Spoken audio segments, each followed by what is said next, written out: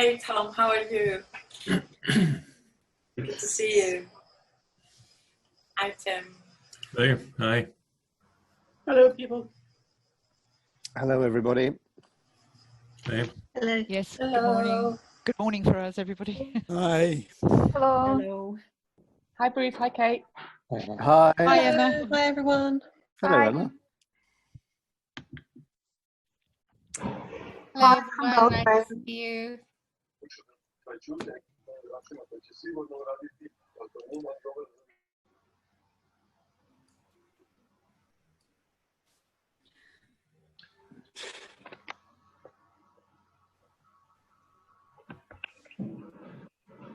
Okay, welcome everybody to our 6th CELTA Symposium and our very first online symposium. Yeah, we were due to all meet in Mexico, but obviously that didn't happen because of the circumstances. So we've put together this online symposium rather at the last minute, but we felt that it was important to get together. I'm very pleased to introduce Tim Banks. Tim has been working in ELT for 30 years as a teacher, academic manager, materials writer. He's worked in Europe, Asia, Africa, including spells with International House and British Council. Since 2013, he's been working at Cambridge English as the Global Manager for Teacher Development.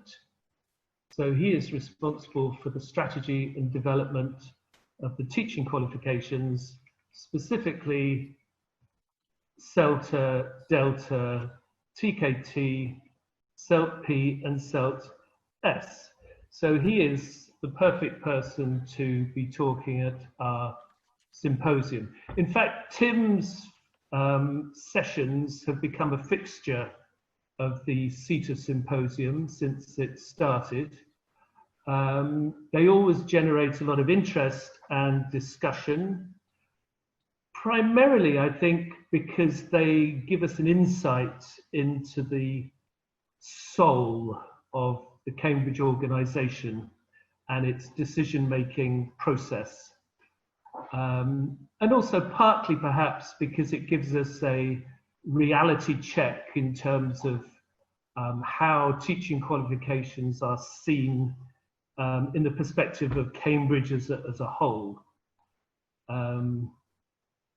Small but not insignificant, I think, is how it would be described. So let me pass you to Tim.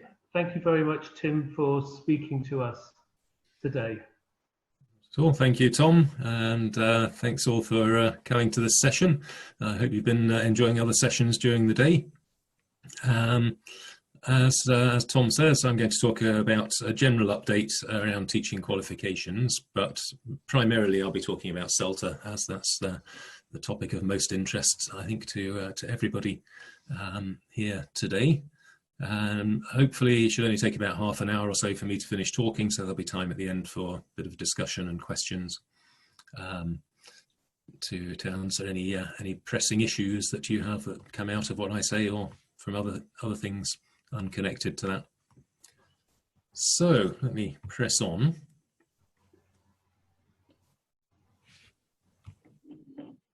Okay. There we go. So first of all, a little background, and we all know what the situation is that we're working in and have been working in for most of this year. And obviously it has been very challenging. It's been very challenging for all of us, both personally in many cases and professionally, to continue working in the new situation. We've obviously had to adapt in everything we're doing. To adapt the ways we work, the way we deliver training, the way we run courses, as well as adapting to the situation in our private lives, our home lives. In terms of professional adaptation. That's often meant, for all of us, I suspect, making quick decisions. We've had to respond very quickly to the changing circumstances, particularly back in March when the coronavirus was spreading rapidly through across the world. We had to make some very quick decisions. As I've mentioned before in these kind of talks, I think to people that Cambridge Assessment English is not famous for making quick decisions or moving rapidly in its developments. But in this crisis situation that we had back in late February, March, obviously we had to respond very quickly, and that did mean making quick decisions. And quick decisions obviously mean that you don't always get everything right. And I think we have to acknowledge that you're not always going to get everything done perfectly when you're acting very quickly and responding to a changing and evolving situation. The solutions are going to evolve as well. So they're not going to be perfect from the word go. They're going to develop, and certainly I'd say sometimes the communications are not weren't keeping up with decisions that we'd made and things that were happening. Sometimes things were being communicated in slightly different messages going to different people, so there's always scope for misunderstanding, and things needed clarifying after they'd been announced hastily, quickly, perhaps I should say, rather than hastily. Once they'd been announced quickly, they needed to be then clarified and things to be regularized somewhat. So apologies if there's anything that wasn't clear or that wasn't communicated to you very, very well, very effectively. But as I say, that's just the way things happen really when you're responding to a changing situation like this. So, acknowledging all of that, let's have a quick look at, I've got stuck on my presentation. One moment. There we go. A quick look at performance and how it's been affected during the last this calendar year, really, for the teaching qualifications. So first of all, performance of teaching knowledge test. Now, teaching knowledge test obviously is a paper-based exam. So if people can't go to an exam venue to take the exam, then we're not going to do any TKT. And that was very much the case. You can see there's a slight dip from 2017 to 2018-19 already. That was due to various factors, but nothing very significant. But then a considerable dip this year with the closure of sessions across the world, starting with China and then continuing throughout Europe and into the Americas. So there was a drop of about a third, really, 30% or so in teaching knowledge test entries over the last financial year, the Cambridge English financial year, which is August to July. So a very significant drop in the number of entries for teaching knowledge test, and there was very little we could do to turn that around since it is a paper-based test. And I'll mention later that we are looking at ways of changing that, but for the time being there was very little that we could do to help get those tests running again until it's possible for people to go back to exam sessions or in exam venues. For Delta, similar picture, but not quite as big a drop. So Delta was very flat really from 2017-18 to 2018-19, slight increase, but nothing significant. But then quite a drop in 2019-20. Again, not unexpected, with people unable to run courses, people not able to complete their course and take the exam. But it was around 20%, so not as dramatic. And I'll talk a little bit more about Delta later in this session. But yeah, a fairly heavy drop in the number of entries for the three modules of Delta. And then CELTA. CELTA has declined slightly already from 2017-18 to 2018-19, and then slightly more of a drop into 2019-20 because of the coronavirus. But not that significant. So overall, over the whole of our financial year, entries were down by about 12% on the previous year, which is pretty good, I'd say. Not bad at all, considering the situation that we've all been working in. So I think we've done very well, really, to keep the same number of trainees, well, not same number, but not too bigger drop in the number of trainees going into CELTA courses and the number of courses running overall. And you can see that in a bit more detail here, where the on this bar chart, the blue bars are entries by month in 2018-19, and in the orange bars are the entries in 2019-20. So you can see there that through the first half of the year, some months are slightly up, some were down slightly, but overall the numbers were quite healthy, slightly up on the previous year, in fact. And then a very dramatic drop off through February, March, April, where centres were having to close courses, unable to open courses. But then after we allowed the online delivery of CELTA, you can see May, June, the number of trainees was going up again and was actually up on the previous year. So quite healthy entry numbers there. July is slightly anomalous, partly because the numbers aren't yet complete, or they weren't when I put that chart together, and they still aren't, in fact, because the numbers come in quite late to us. And probably I think there's some shift from July to August of courses starting at the end of the month or the beginning of the following month.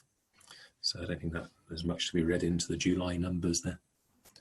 But yeah, after that initial big hit in March and April on candidates and courses, they recovered quite swiftly, and through May, June, lots more centres were starting to run courses and getting more candidates taking them. So that's a very quick look at performance of the main teaching qualifications. But now to go on to talk in a bit more detail about CELTA. And I'll look at four things really: actions, what did we do, what did Cambridge do, and what was the response to that, what was the impact of that, and finally, what are our plans for the future. The plans for the future probably being the bit that's of most interest to most people, so I'll spend a bit more time on those. But first of all, just to recap on where we are and how we got there. So in terms of actions, first of all, why did we in Cambridge feel that we needed to do something?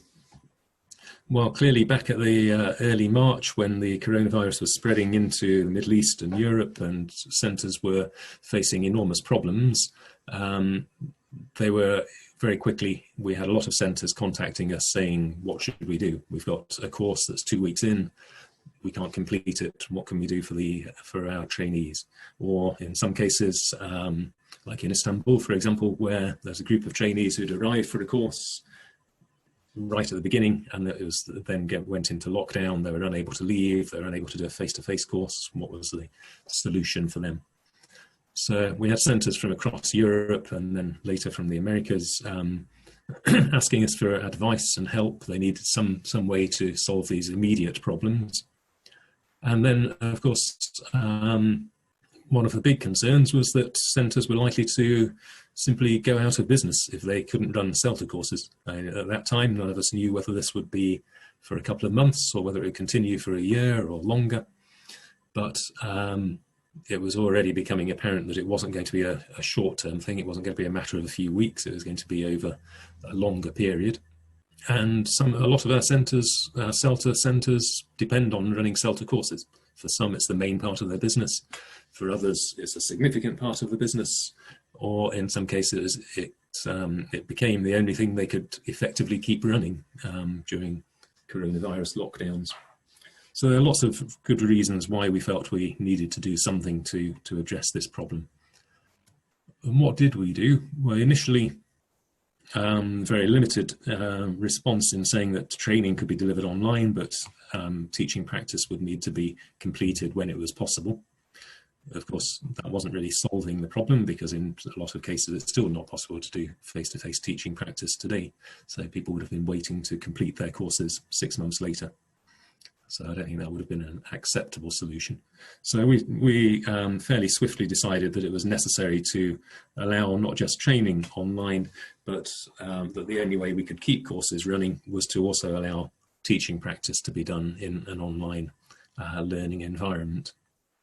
And that was really the key decision, which enabled centres to continue delivering courses and continue training trainees. So once we'd done that and announced it to all of our centres, then we needed to follow that up by giving advice and gradually developing advice. I think that's where going back to what I was saying before about communications not always being perfect. We made the announcement that that was going to happen because we needed to get it out there. We needed to enable centres to respond. But then gradually over the next month or two, we started to develop more about the guidance of how that could be done and to help people run courses effectively and understand what the regulations were and how they were going to be able to do this. Alongside that, we also made it easier to access the CELTA online course so that centres who didn't have any ready-made material that they could use for online delivery could use the existing CELTA online material, either as the full CELTA online course or as part of the resource material they would use on the course. And we made that available free so that it would be more useful, used by more people, and support all of you in delivering courses effectively. And we also started a short project to improve the usability of that CELTA online course, which has now been put into effect. So there's some small changes you may not even notice, but there's some small changes to improve a few mistakes in the way the course was presented, or faults in the way it ran on the Moodle platform that it's on. So those were the actions really around CELTA. What was the response? The initial response from some people was relief because they were able to continue delivering courses or to complete the courses they'd already started. From others, there's a certain amount of skepticism. I think it's fair to say from a lot of trainers, not I wouldn't say a huge number, but from quite a few trainers, there's skepticism about whether it'd be possible to effectively deliver a CELTA course purely online, whether it would give the same experience. And there's some doubts from trainers, from some centres. There were questions as well from candidates saying, this centre's advertising an online only course, is that really possible? Is that really allowed? Is it the genuine thing? So there were certainly some doubts and some questions, as well as lots of admin questions, of course, about what was allowed, what wasn't allowed, what the limits were on this. How has that changed over time? I'd say that a lot of the trainers who were sceptical initially, once they'd tried it out, they'd done a course, gone on to the second course and applied what they learnt from the first course in the second one, many people have their attitude has changed somewhat, and people have become a lot more positive about the whole thing. So I'd say even those trainers who were initially sceptical, many of them have now become very supportive and found that it works much better than they'd expected, and that the whole experience for them and for their trainees is not hugely different to what you'd have on a standard course. So overall, a positive response now.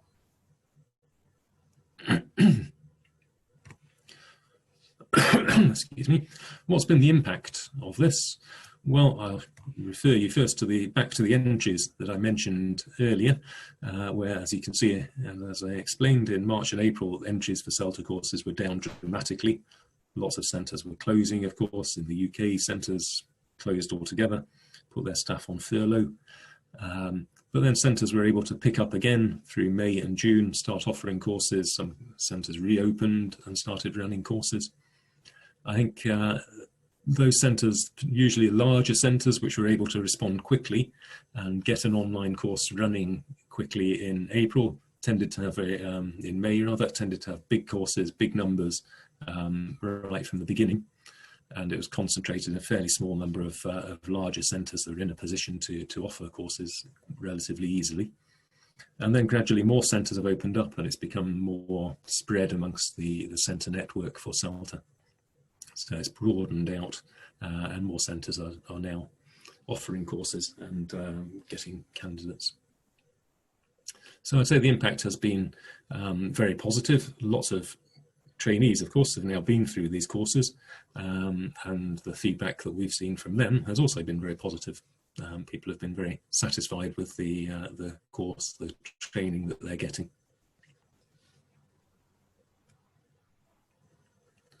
So, and what have we learnt so far? These are some very broad kind of learnings, mainly things that I've learnt from talking to trainers, talking to centre directors over the last few months. One of the key things I think that I've heard a lot is that CELTA courses always have been and still are about developing capable teachers. The core of the course is about developing somebody who can go into a classroom and start teaching, developing those practical classroom skills.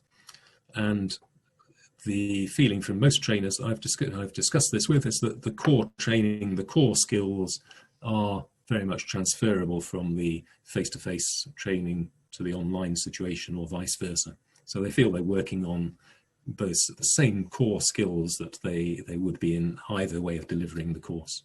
And where the difference is more just about how that's then delivered in a context, and that's a relatively small part of what they're doing.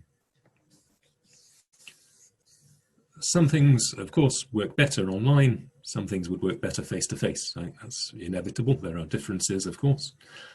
For example, talking about monitoring is something that trainers quite often have mentioned, where if you're working online, training online, it's easier to monitor what students in teaching practice sessions are doing, what they're saying to each other. You've got better quality audio, you can hear what they're doing or see documents that they're working on collaboratively.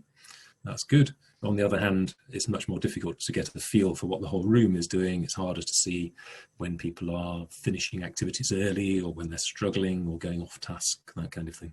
So there are pluses and minuses of the online delivery. Another broad piece of learning, I'd say, is that where people have struggled most to deliver courses is where they've tried to deliver their face-to-face course live over Zoom. So they've taken their standard face-to-face training sessions and tried to replicate those online as a live course. I think the more effective way people have managed is a more flipped kind of approach, where they've had a mix of synchronous and asynchronous training with some input delivered offline, and then more time spent in live sessions reflecting on that, developing it, practicing things. There's certainly some flexibility needed in scheduling to take account of when things do go wrong. We know there can be technical hitches. TP sessions not happening because people can't get online or whatever it might be.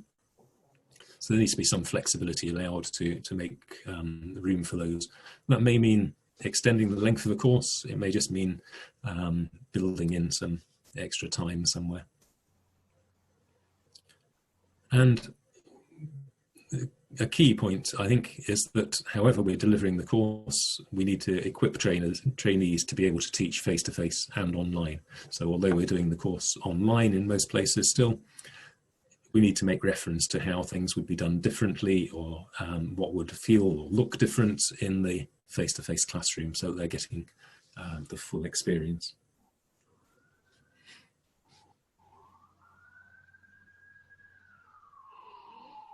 Okay.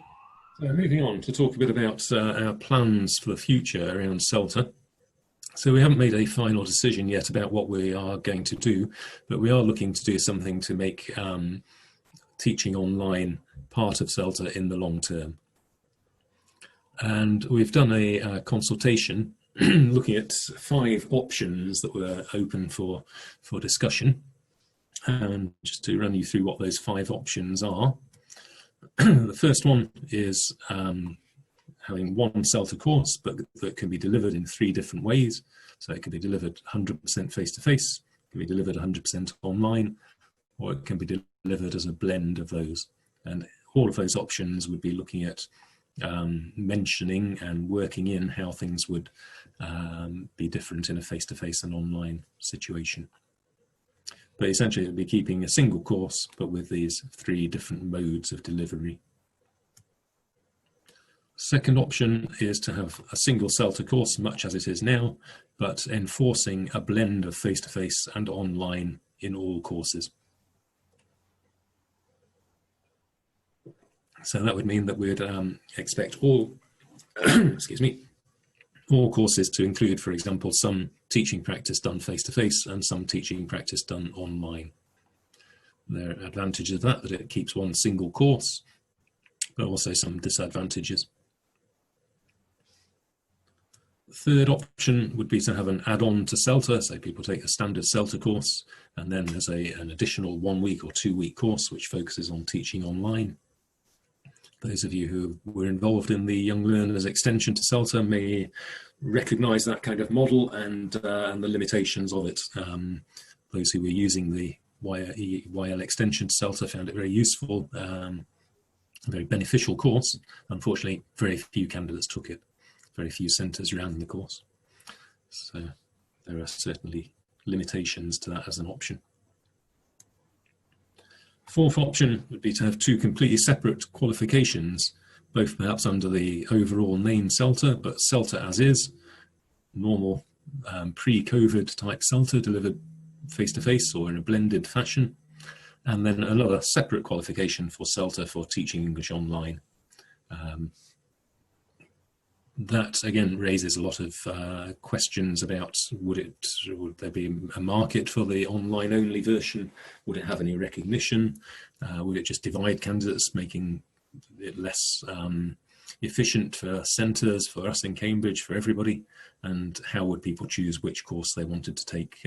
We know a lot of candidates, when they're coming on to CELTA courses, they're not particularly well informed about what they're getting into, about what kind of type of TEFL course is the right one for them. So forcing them into a major decision like that at the beginning may not be very helpful to trainees.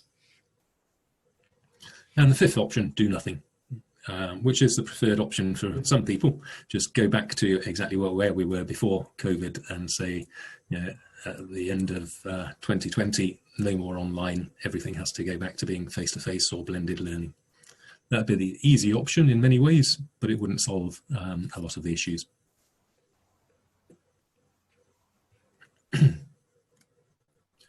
So we've done consultation we had about 21-hour interviews with a variety of centres across different geographies and centres of different sizes and in different sectors.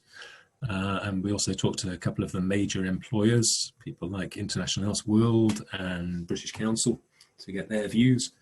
And the preferred option overall, and it's not obviously universal, but the option that was most strongly supported was option 1 of the ones that I just mentioned. So having a single CELTA course, but delivered in 3 different ways: face-to-face, online, or in a combination of those. And that would mean having a single qualification with a single certificate, and all centres would have to commit to running a minimum number of face-to-face courses in order to be allowed to run online-only courses. So we don't want to set up online-only centres which do nothing but online delivery of CELTA, and that would be potentially dangerous, I think. So we'd want all trainers to have some experience of delivering face-to-face courses, and all centres to have some experience of delivering face-to-face courses as well as online. So that's the preferred option at the moment. The benefits of that: centres can choose which of those options is going to work for them.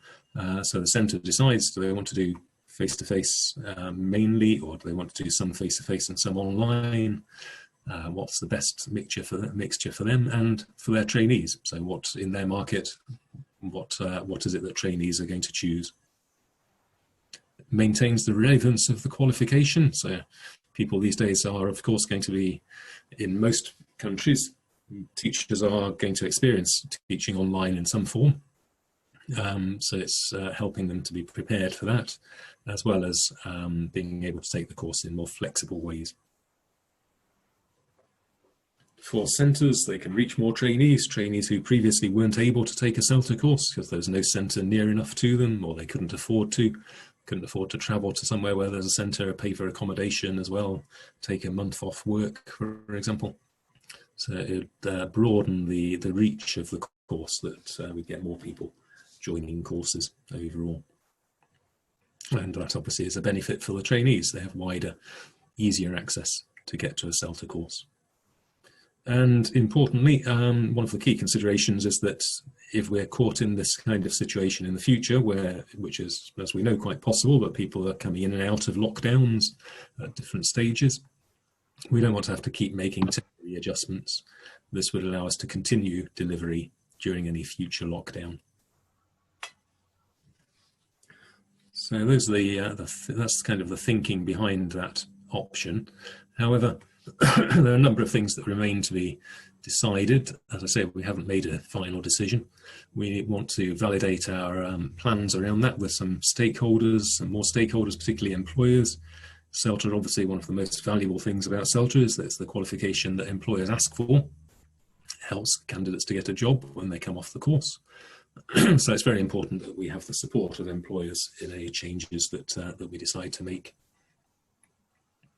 We're also doing some research at the moment into online teaching. What is effective online teaching, and how closely do the existing CELTA assessment criteria match to that? Do there need to be significant changes or just small tweaks? And that's being done between our product team in Cambridge and our research and thought leadership team, who are expecting to deliver a kind of high level report in about a month from now, I think. We have to go through an internal approvals process in Cambridge, so all of these things have to go through various levels of approval before we can make significant changes to any course. And I should mention that I showed you a bit about the performance of teaching qualifications earlier. The impact on Cambridge English qualifications on IELTS has been even bigger because it hit all of our major markets. So China, Spain, Italy are three of the very biggest markets for Cambridge English as a whole, and they were very heavily affected, of course, by the COVID lockdowns, so exams didn't happen for several months. Part of the knock-on effect of that is that our budgets are extremely tight in Cambridge, so we get to get money approved for any development project is very difficult. It has to be a very strong case and a very clear case at the moment. And then we need to work through the details of these changes. What are the impacts? What's the impact of it going to be? What things do we need to change in systems to make it happen? And then what kind of communications do we need to go out to trainers and centres to make sure everybody has a thorough and common understanding of what's going on. So that's what we're going to be doing over the next few months around this. Moving on then, a few conclusions from that. I said it wasn't universally popular decision to allow online delivery of courses, not with all trainers, not even with everybody in Cambridge, those who objected to the idea. But I think it was definitely the right decision. If we hadn't allowed that, then a lot of centres would have gone out of business, a lot of trainers would have been put out of work, and lots of trainees would not have been able to take the course. So I'm quite certain it was the right decision to make at the time. It's kept the whole thing going. And we need to build on this, so we do need to take this forward. We need to move along, but in a more regularised fashion, so not just the temporary adjustments. Some centres, when we're doing consultation, we're saying, can't we just carry on doing exactly what we're doing now, which would be kind of easy in a way, but we do need to regularise it and improve the processes and things around how this is happening and the quality assurance. In other areas, TKT, we're looking at an on-screen delivery of TKT so that it can be delivered as a computer-based test, both in exam centres and through exam centres, but taken at home by the candidate with the remote proctoring, so that the candidate can do it, continue to take TKT tests even if there is a lockdown. And for Delta, particularly for Delta Module 2, we are looking at a solution for how that can be done, and that will hopefully be more information coming about that very soon. I know for centres, one of the things that you really need to know in the very near future is what kind of courses can you market, promote from January 2021? And that's obviously a key question. Unfortunately, I can't give you a concrete answer to that at the moment. As you know, the temporary adjustments are up until the end of December, or for courses starting until the end of December this year. My best guess is that we will look to extend those temporary adjustments for a period until we have a long-term solution in place. That might be for another 3 months, might be for another 6 months, but that hasn't been approved or decided yet. So we can't at the moment approve courses online that are going to start from January 2021. But I'm hopeful that in about a month's time, we'll be able to give you a definite decision on that. But I know it's obviously very important that you find that out as soon as possible. Okay, so thank you, by which I mean thank you to all of you working in as trainers, centre directors, etc. It's obviously, as I said right at the beginning, it's been a very difficult time for everybody. We have made these decisions and moves quickly. Trainers have been very quick to respond and done a fantastic job overall, I think, and centres done a fantastic job in adapting to the changing situation, the changing circumstances, and keeping courses running. So thank you to everybody for all your efforts in doing that, and I hope we can continue to build on that, as I say. So that's kind of all I'm going to say in talking, but I imagine you may have a few questions you would like to ask. So let's go on to do that. Shall I bring up some of the questions that came up in chat? Yes, please do. Rob and a few others were talking about when will the regulations for 2021 be kind of finalised in terms of the online provision and what's going to happen in terms of some kind of time scale. Yes, and as I was saying at the end there, I can't say definitely. It needs to go through approvals. We need to notify Ofqual once we've approved it internally before we can do anything. So I'm hopeful that by early to mid-October we'll have an answer to that. But that's the best I can say at the moment, I'm afraid. Okay, we've got a question from Liz Turner about some centres running 4-week courses 100% online when they should be doing the requirements. The minimum requirements is 5 weeks. Is Cambridge aware of that, and what, are they going to do anything about it? There's been some confusion about what the minimum requirements are. I think the minimum requirements are that it should be more than 4 weeks. We don't specify that it should be 5 weeks. When we say more than 4 weeks, that's really to allow time for, as I mentioned in the things that we'd learnt from talking to centres and trainers, to allow time for people to catch up on things if something has gone wrong, but importantly as well to allow trainees to be brought up to speed before starting a course. So those who are not very familiar with online learning or online training, to get familiar with the way things work, to using Zoom or breakout rooms in Zoom, all that kind of thing. We don't want time to be taken out of the course for dealing with technical issues. So it is important to allow extra time to address those kind of things.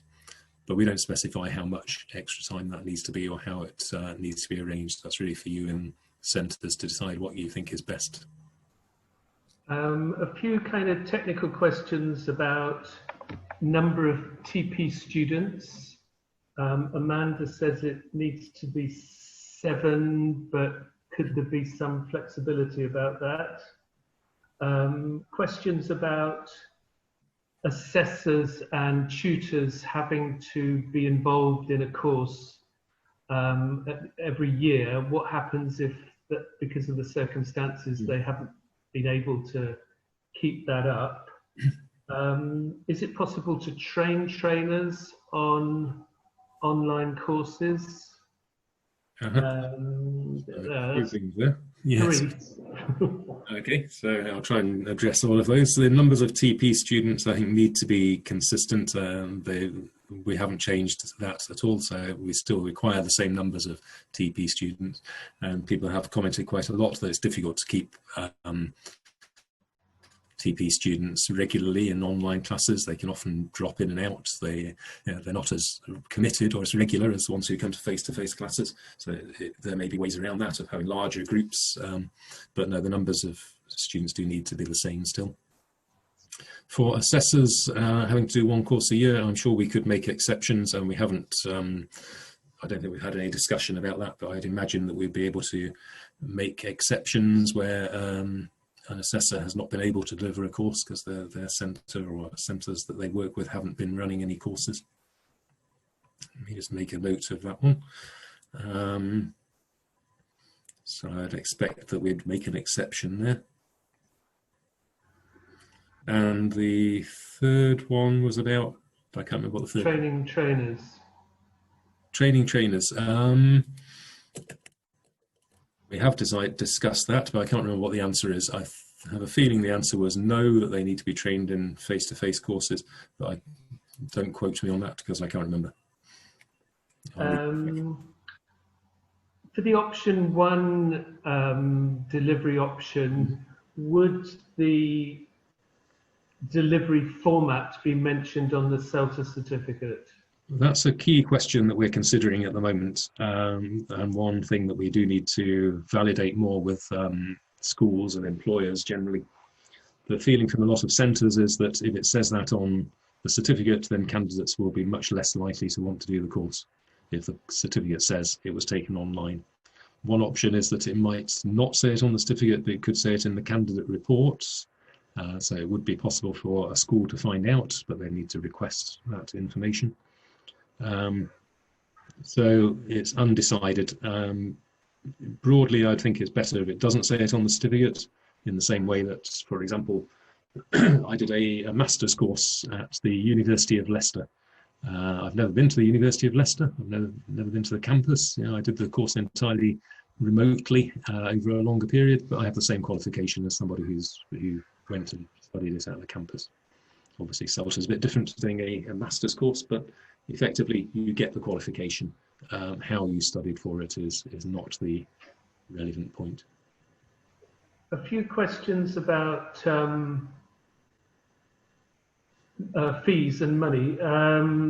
Will the CELTA materials still be available free? Again, to be decided, and that's one of the questions that we are discussing. How we, assuming that we continue in some format, the online delivery, like in option 1 that I mentioned there, how do we build the CELTA online materials into that, and how do we provide them? Are they provided free? I can't answer that at the moment, I'm afraid, but yeah, that's something we're looking at. Another question about any chance of a reduction in the course fees because centres are having to reduce their fees in many cases to attract candidates. Well, what we have done is freeze the fees for this year. So across the world, I think now there's been a freeze of all of our entry fees for teaching qualifications as well as for exams. So effectively, that's a slight reduction, moving the increase for this year.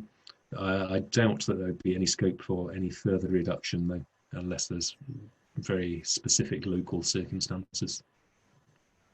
Quite a few people worried about Delta Module 2, but that's... Do you want to say anything about that? Yeah, and Delta Module 2, I know there has been an issue, and we were initially told that we couldn't make temporary adjustments in the same way for Delta Module 2 that we did for CELTA. We've since been clarifying that more with Ofqual to find out what we can do, and we're working at the moment on a solution which is looking more likely now that we will be able to allow online assessment on Delta Module 2, so people will be able to complete courses and start new courses as well. So I'm hopeful that we'll have a solution to that very soon. Okay. I mean, there were quite a lot of questions, and I've just sort of trying to pick out a few. But maybe if anyone has any questions that Tim hasn't addressed, if you would like to raise your hand and unmute your microphone and ask directly, that would be fine. I would like to ask a question, Tom, but I don't know how to raise my hand, so you thumbs up. There we go. Yes. Sorry. I think you've already, that's okay. I think you've already made yourself apparent, yes. Okay, that's me raising my hand. Thanks, Tim. Just a question regarding the flexibility on the course, and there are some regarding the doing CELTA online, obviously because of the challenges required. Are there or will there be any flexibilities regarding teaching face-to-face CELTA as well, because it also has its own challenges? Thank you. It does, yes, and that's something I didn't really mention here, but one thing that we have learned from talking to centres is that going back to delivering face-to-face courses is going to be difficult. It's going to be a challenge in many cases. We haven't agreed any kind of changes as yet. Again, it's something we have discussed, but we haven't established any kind of policy on that as yet. But it is being discussed. But yeah, I can't really say anything more definite than that. Okay. Anyone else? Yes. Just yes, Juliet, you have your hand up.